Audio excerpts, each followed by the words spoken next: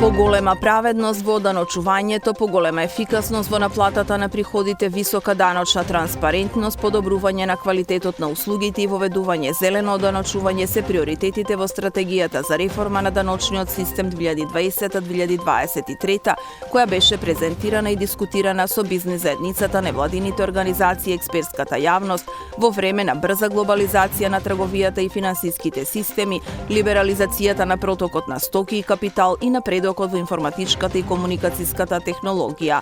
Се бара конкретна стратегија врз основа на која ќе се подготвуваат конкретни мерки за действување. Стратегијата ќе ги адресира проблемите како сивата економија, економската нееднаквост, тешкотиите во собирање на јавни приходи, софистицираните техники за избегнување данок, затајување на данок, како и зголемување на ризиците врз животната средина.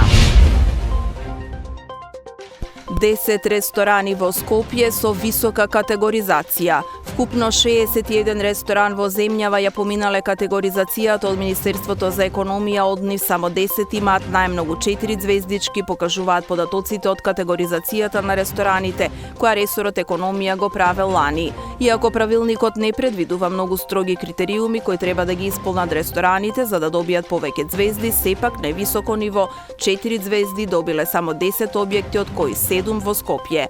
На листата најголем дел од категоризирани ресторани во земјава се со 3 звезди, односно такви има дури 35. Потоа 12 ресторани се со 2 звезди и 4 со само 1 звезда, покажува категоризацијата на Министерството за економија.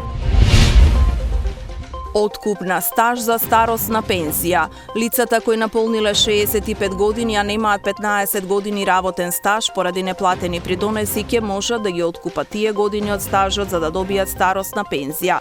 Законот кој го овозможува откупот на стаж стапува на сила на 18 февруари 2020, а ќе почне да се применува по 1 месец, односно од 18 март 2020. Бидејќи во рок од 30 дена Министерството за труд и социјална политика треба да ја дефинира формата и содржината на барањето.